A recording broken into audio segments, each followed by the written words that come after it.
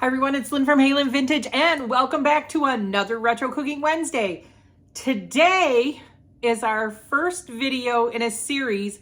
We are going to bake our way through all of the Pillsbury baking contest winners.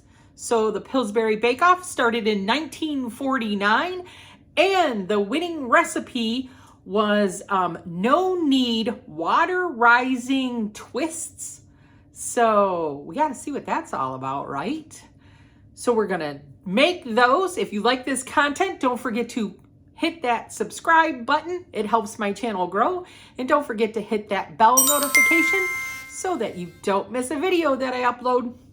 So we are going to cook our way all the way through 1949, and we should end up with pretty much where they're at. I think there's about 52 recipes, 52 weeks in a year. So we should be able to make it through all of them.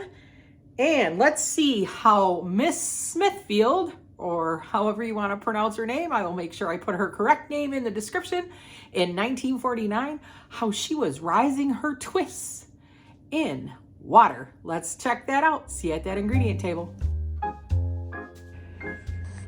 Okay. So we got a couple things going on here with our ingredients for our 1949 no knead breadsticks, whatever you want to call them. One thing I'm going to have to do is I'm going to scald this milk. So scalding milk is basically we want to take the impurities out of it. So we want to heat it to like 170 degrees. So I want to get this milk up to 170 degrees. I also want to add my yeast. Some recipes called for 1 packet of yeast. Some called for 2. I'm going to use 1. So I want to put this in water, a 1/4 cup of water that's like at 110 degrees to let this poof a little. So I'm going to do that because we don't want to put this yeast over 110 degrees because we'll kill it. So once we do this to 170, we're going to have to let it cool down. So in the mixer, I'm going to put my scalded milk, a 3 tablespoons of sugar. Yes, 3 tablespoons of sugar, 1.5 teaspoons of salt, 1/2 cup of butter or shortening. So this is going to all go into the mixer, and 1.5 cups of flour. There's 3 cups of flour here. We're going to do 1.5. Mix that together with a teaspoon of vanilla and let that rise for 15 minutes. And then we're going to add the rest of the flour, because we have 3 cups here. So we're going to do 1.5 cups, let it rise, do another 1.5 cups. And then we're going to add our eggs also to that. So then that's the tricky part. Because it's supposed to like rise in water. So, hey, we want to see how that works. So I'm trying to do the old recipe to let it rise in water. So then we're supposed to then put it in a tea towel, let it rise in water that's at 70 to 80 degrees. And once it comes to the top, then we're going to break it into 12 pieces and roll it into, I have a 1/2 cup of sugar here with a teaspoon of cinnamon and like 3/4 cups of walnuts that I'll chop down. And we'll roll it in that, and then we will bake it. So let's get to mixing all of this together. Fun stuff. Let's get started. All that I really do is I kind of like play with my water and let it get up to that 110. So I'm just going to keep letting it go with my instant read thermometer in there. So I need to back this off a little bit more. So we're just going to get it hot enough.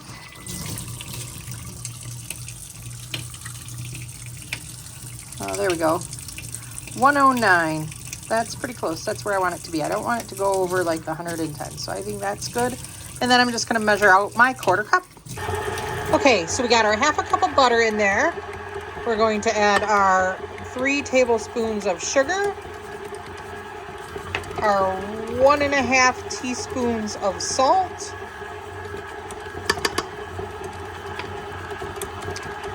teaspoon of vanilla, not quite a teaspoon. Let's add some. All right, teaspoon of vanilla. And our half a cup of scalded milk. We did get this up to 170 degrees, which we then want to make sure, I'm going to let it come down in temperature because it's just going to melt everything too, which in the new recipe, they did have everything like melted in a pan. But I also want to make sure that this, we don't want it, you know, over 120, 130 degrees. We don't want to kill our yeast. So I'm going to let my milk come down a little bit in temperature, and then I'm going to add it. All right, I brought it down to in the 130s, and I figure once it hits all this stuff, that'll bring it down in temperature too, because that is going to melt a lot of that butter. So we're going to let this mix, and that way I know it's not going to be above 120 degrees. Let me get something to scrape this. All right, so we got milk in there, and I did temp it. It was down into the like 80s. So now I'm going to add my yeast that we've let sit in some warmer water. We are going to add 1.5 cups of flour. We have 3 cups that's been measured. And we are just going to add 1.5 cups, so half of our flour.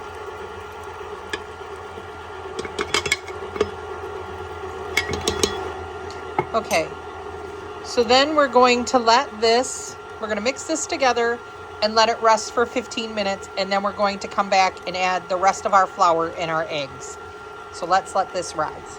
All right, so we've let our dough rest for 15 minutes. We are going to add our eggs and beat together after each addition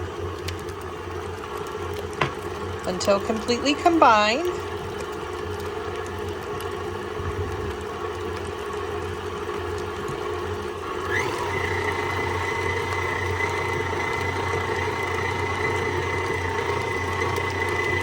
One more egg.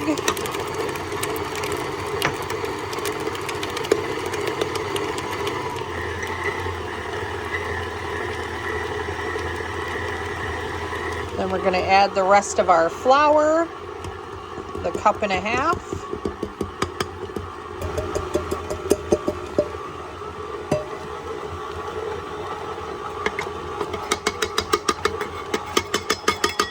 That should be all of our flour. We're going to let this get mixed together. All right, let's scrape this down.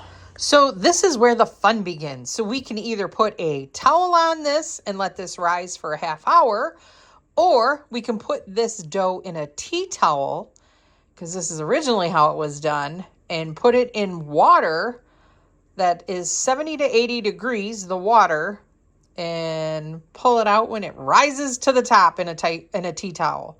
Let's see if we can get it in some water. Put it in our water.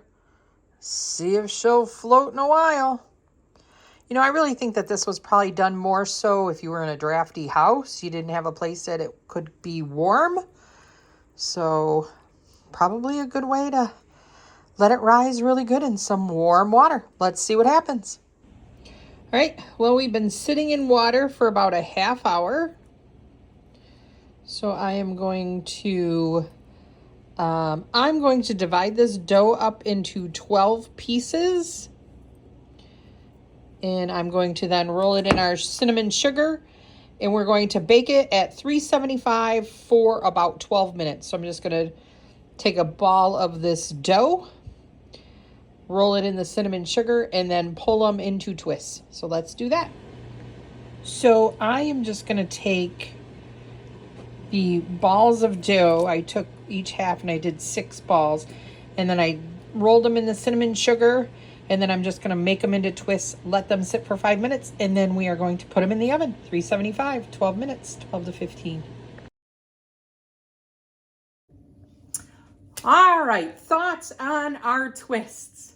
Well, I like that they are not very sweet. I had some confusion when I was going through the recipes because I wanted to do her original recipe. Pillsbury on their website has since adjusted the recipe for the home cook.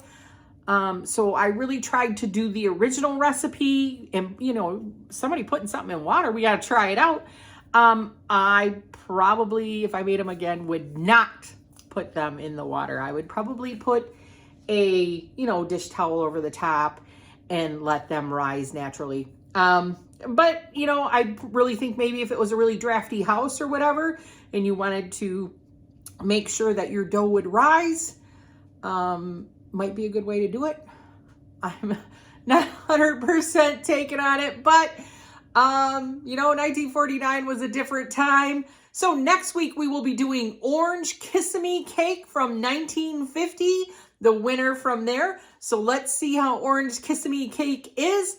And with that being said, this is Lynn from Halen Vintage. Don't forget to like, comment, and subscribe. Thank you guys so much for helping my channel grow. See you soon. Bye, everyone.